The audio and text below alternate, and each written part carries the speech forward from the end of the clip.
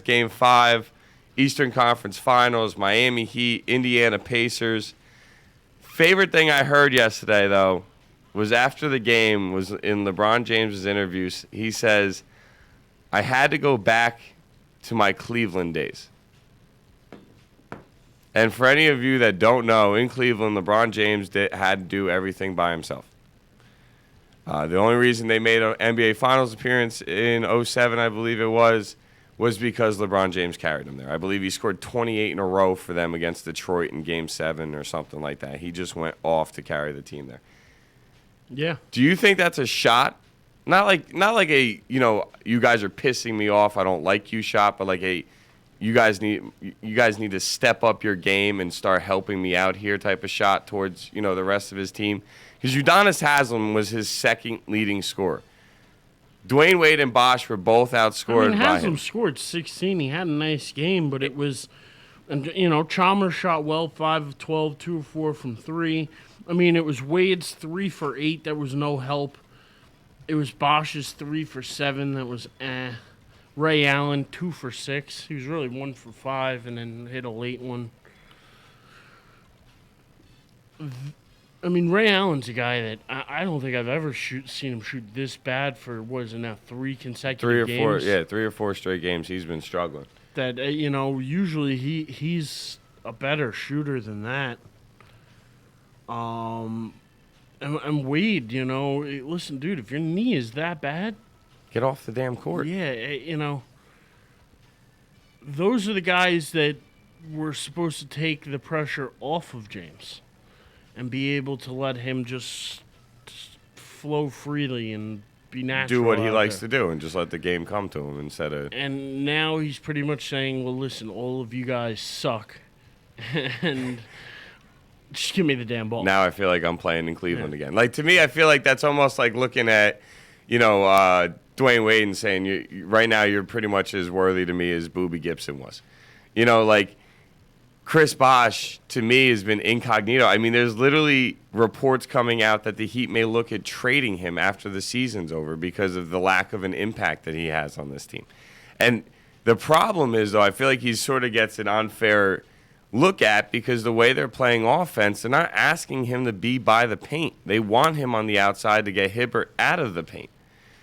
So I feel like on one aspect, he's sort of getting an unfair hit, but at the same time, Indiana has What happened to Battier, by the way? He only played 8 minutes yesterday. Because he's the same thing. He's not showing up. He's not doing anything for him. Yeah, but he's a guy you at least bring in defensively, don't you? Well, I don't know if you'd consider him the same defender he used to be, but his intellect alone, you would have liked to assume he could help you somewhere. I think that's the best part about this series is right now, neither team still really knows the perfect way to beat the other team. And by saying that, what I'm getting at is that this is your perfect example of a 7-game chess match between two really good teams. Now, there's a chance this ends in 6 on Saturday. I actually would not be surprised if it did. But Indiana struggled on the road. They've played well at home. Their backcourt doesn't show up yesterday. You had between Augustine and Hill, they literally go, I think it was 1 of 5 for like 6 points or something like that. No, they were 0 for 6 for 1 point. The combined? Combined. Okay, even worse. Between Hill and Augustine. Between Hill and Augustine. Those are your 2 point guards. You can't really be getting that. Nobody's asking you as a point guard on Indiana, nobody's asking you to drop 25. But you can't give me 0 for 6, especially as my combined 1-2 for my backcourt. You can't. You're getting outplayed by Mario Chalmers and Norris Cole, which I don't mean any disrespect towards those two guys, but I'm just saying, talent-wise, I'd take either one of those sets of backcourts. I think I like Chalmers the most out of all of them, but him and Hill are pretty close to each other, in my opinion, at least. There's so many different aspects when we look at it as a one particular game. And, the things that stuck out to me about last night's game was, like I said, the LeBron comment after the game, because to me that's sort of like hey, guys, this isn't going to end well if I don't get more out of you. Going back to my Cleveland days is not a compliment. I'm not, it's not a positive thing. We didn't do much in Cleveland. We won a lot of regular season games and always fell short. Let me ask you something then. He's eligible to back out of his contract after next year? Is it? Or this year? Do you think he does? Do you think he just says if they're going to trade Bosch? I think Wade's banged up now. He's older now. What is? I mean, I don't know how old Wade is, but I think Wade's like 30, maybe 29, between 29 and 31. He's right in that window. I don't think he leaves Miami. I think he really wants to stick with the whole, not 1, not 2, not 3, not 4. I really do think he wants to try his best to stick with that and live by that. 31 is. 31? Yeah. So, I think he wants to stick with that.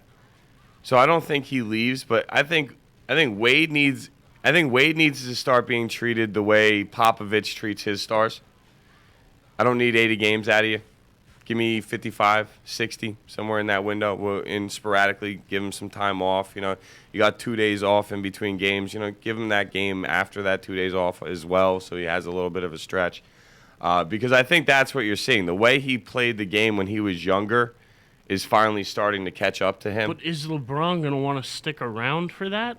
I think LeBron stays in Miami. I do. I think he believes Pat Riley will do everything he can to put a championship team around him. And I think that LeBron has turned more into a guy that is willing. The one thing I'll always say, and I know you agree with me on this, he does not have that kill or be killed mentality as a Kobe or, like we thought, back in the day with Jordan or, you go even farther back with some of the greatest we've ever, seen.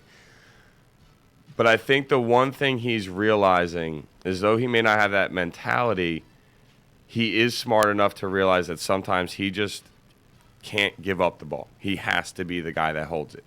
And, I know you said you didn't see too many of the highlights from last night's game, but when they come out of halftime, they have LeBron. They show LeBron with the team around him, and he's screaming.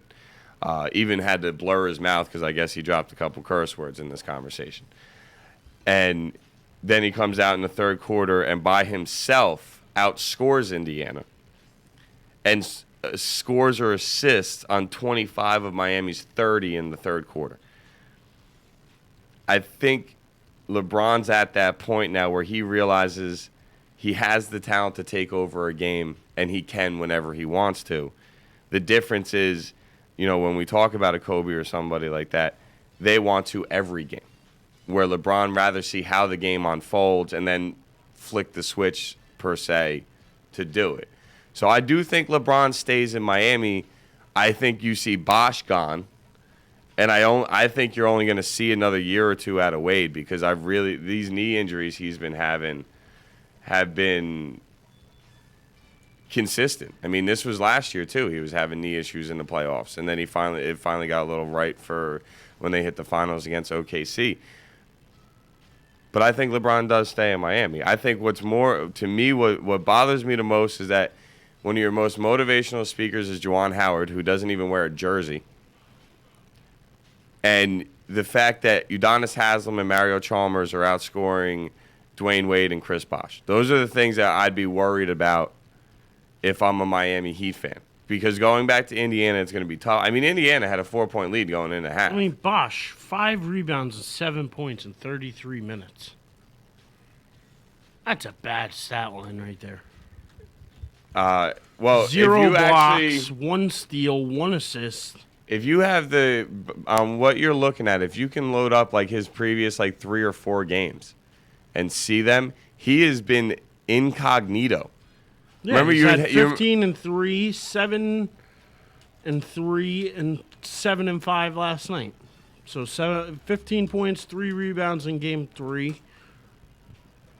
7 points, 3 rebounds in game 4, and 7 points, 5 rebounds in game 5. That's not going to get the job done. That's not what they brought him there for. Especially the rebounds. I heard a great point made yesterday. I mentioned before about, you can't get on him too much about offensive rebounds, okay? Offensive rebounds, because he's playing closer to the 3-point line than the paint to try and get Hibbert out of the paint.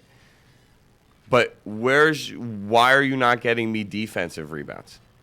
Explain that. How are you 3, 3, and 5 in the last 3 games rebounding, yet you are guarding a guy that constantly is playing in the paint? How are you not getting me more rebounds? You gave him credit after that Game 1 win, when he had that huge offensive rebound on Hibbert, put it back in for the N1. You remember us talking about that? Yeah. Okay. What happened to that? You know, like, I'm not asking you like you know what's up in Chris Bosh's head, but like, what happened to that guy?